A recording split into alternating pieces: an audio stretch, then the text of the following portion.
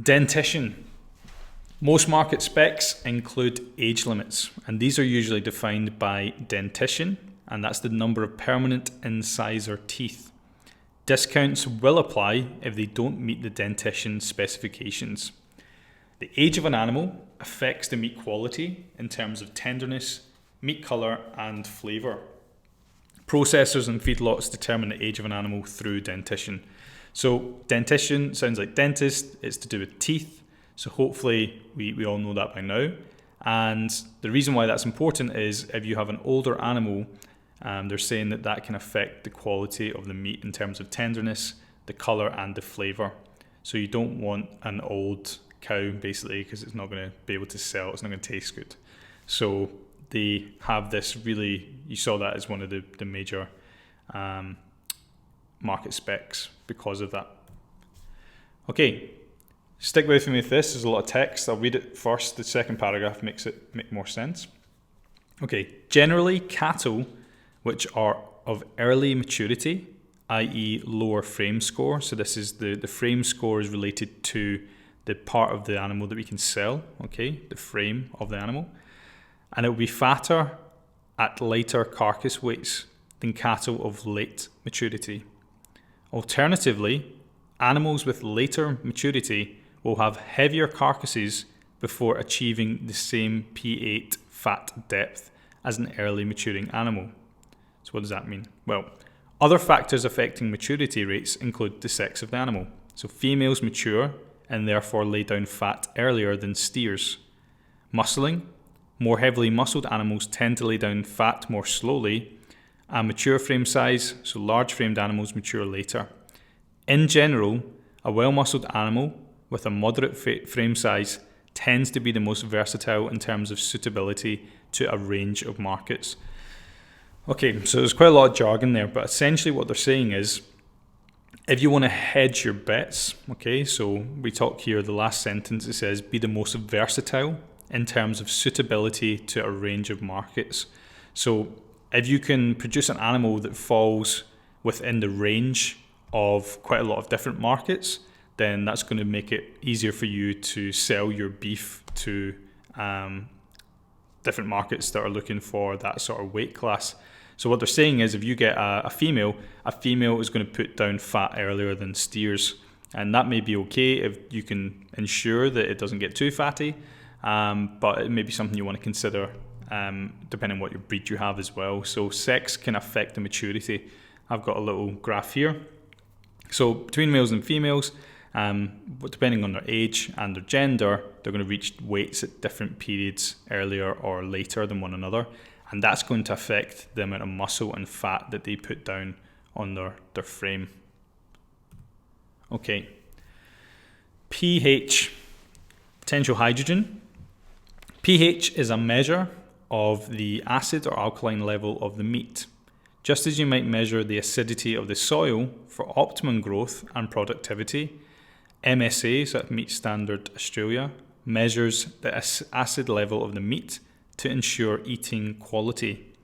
MSA graders, so people who do this, the guys who measure this, measure the pH of the carcass at grading using a pH meter. This measurement is known as the ultimate pH.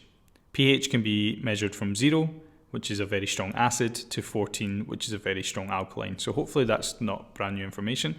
If you look at the table though, it tells you where it is ideally going to fall when you do this pH measurement for your meat.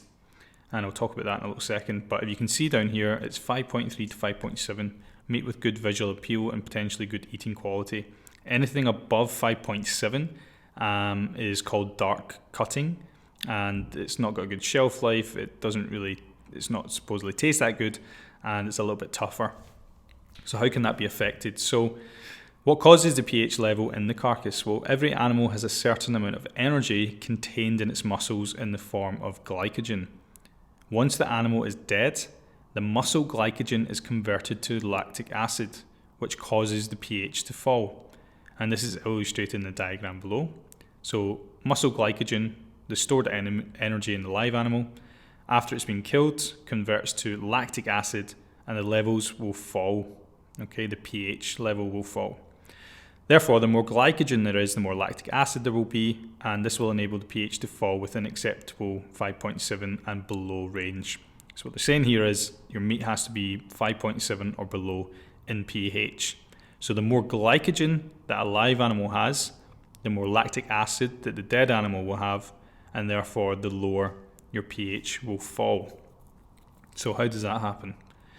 So we want to get into this range, 5.3 to 5.7. Maybe take a note of that. How does that happen? Well, if there is not enough glycogen available in the animal, insufficient lactic acid will be produced and the pH will stay high, resulting in dark cutting. This relationship between glycogen and pre-slaughter depletion is shown by the bucket diagram below. So if the bucket is the muscle and the glycogen is sitting in that bucket, so there's holes in it, and more glycogen is released, the more stress the animal endures. So if the beef cattle is not enjoying the trip, transport stress, if you've got high density number of cattle on a lorry, for example, you're going to increase the amount of stress. Harry was a VIP, so he had it all to himself, so he's probably pretty stress-free. So if you have high transport stress, you're going to release, glycogen is going to be released from the muscle. Handling stress as well. If you mishandle your animal or freak your animal out, it's going to release glycogen again from the muscle, so you want to avoid that at all costs. And then just general stress of the animal. So that could be if they're ill as well, their body will be under stress. And another thing that we talked about was timing it with the climate. So if you know, we've not had much this year, but I remember 2 Septembers ago, it was heavy thunder and lightning for a good 3-4 weeks. And if you were enduring a period of thunder and lightning that may be freaking out your animals, then that could also cause undue stress, and glycogen would be released in the muscles as well. So obviously you can't control the weather, but you maybe want to avoid doing this process when the climate is the most unpredictable. Just the bottom paragraph there. Nutrition provided for the animal is the energy into the bucket. The holes in the bucket represent the factors that use up energy, such as exercise or stress. These factors will always be present in some form, but it's important to minimise their impact. That is, keep the holes in the bucket as small as possible. So it's quite a nice little analogy, or a way to think of it, that you have a set amount of glycogen and it will leak out of the muscle, but if you can reduce the amount that leaks out, then you're going to improve the quality of the meat that you can produce. Okay, so I kind of spoke about that ad lib. I'll just go through their paragraph. This is from the MSA. How you handle your cattle affects their eating quality. An important element contributing to predictable eating quality performance is the management of cattle on farm or in the feedlot prior to slaughter. Excuse me. For this reason, MSA has produced guidelines to optimise the eating quality potential of the animal. The long period of care and investment in producing an animal with high eating quality potential is most at risk in the 2 weeks prior or pre-slaughter and the first few hours post-slaughter. The best meat cuts can be reduced to a low quality, unacceptable product by inappropriate action in this period. So if you've, basically what they're saying, if you've done all the hard work to raise your cattle and then you mess it up at the end by freaking them out, then the quality of your meat is going to be severely affected. The damage is caused by the changes in muscle glycogen, the blood sugar levels. Glycogen is in essence the energy reserves of the muscle. The glycogen level in muscle is increased by feeding, a process taking days, and rapidly reduced by stress. So you can increase glycogen by feeding them, and it takes a long time, but if you scare them, they get rid of the glycogen faster than they can kind of recover it. At the point of slaughter, the glycogen in muscle is converted to lactic acid and steadily decreases the pH of the muscle. And just to hammer home the point, why is high pH meat a problem? MSA research has found beef with pH levels above 5.7 to be of lower and more variable eating quality. Accordingly, 5.7 has been set as the maximum pH level for MSA grading, in line with eating quality A slight adjustment is made within the acceptable 5.3 to 5.7 range as shown in the table below, and that was the table I showed you earlier. So it affects the quality of your meat basically. Okay, that's the same. The bottom right, sorry, that's a new one. In addition to the unacceptable eating quality, high pH meat has the following features. It is often known as dark cutting meat, as it generally has a purple appearance rather than consumer preferred bright red colour, a coarse texture, higher water holding capacity, so the meat loses a lot of moisture during cooking, reduced shelf life, so bacteria grow more rapidly due to the higher pH, so that's not good, you'll go off quicker. And it appears undercooked, remaining pink in the centre despite extensive cooking. So aesthetically, it doesn't look great. It doesn't last long. So if you had a big restaurant, you don't want meat that's going to go off very, very quickly, perhaps get full of bacteria. You don't want it to lose the moisture because that's not going to taste good.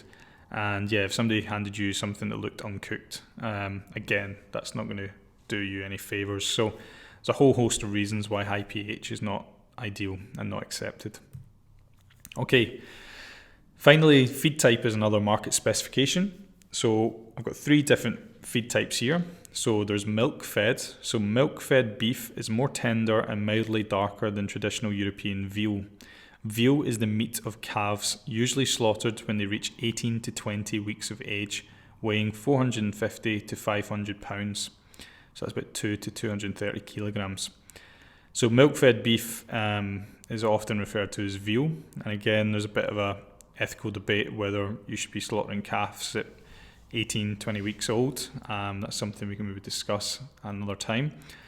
Grain-fed, so that should be 2. To be classified as grain-fed, cattle must be fed a grain-based diet for over 60 days. At the last count, grain-fed beef made up around 3% of total cattle in Australia, with many farmers choosing to raise their cattle on grass-based diet before finishing the cattle on a grain-based diet. So 3% is really, really low. And I mean, that makes sense. Okay, it's going to be fairly expensive for you to feed your cattle grain all the time throughout their whole life. So finally, grass-fed, which is the most common. In Australia, 97% of sheep and cattle are grass-fed at any one time. Grass-fed cattle can still be fed grain, but this usually only happens if the pasture is poor and their feed needs supplementing. So again, this is out of necessity. Somebody might start feeding their cattle grain if, for example, you live where we live and there isn't a lot going on in the paddocks that you can feed them up on, not a lot of grass. So that's your 3 feed types. So that could affect the market you sell to as well. You might have a market that only takes grass-fed. You might have a market that takes milk only, I guess a veal market, and you might get a market that only takes grain-fed cattle. So these are all important things to consider before you start raising your cows.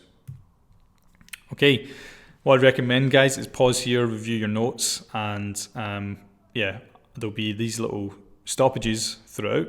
Allow me to have a cup of coffee, but also allow you to review your notes. I don't want you to just smash you with information and you feel overwhelmed. If you want to power through, feel free. But I'd pause here, look at your notes, and prepare for the next slide.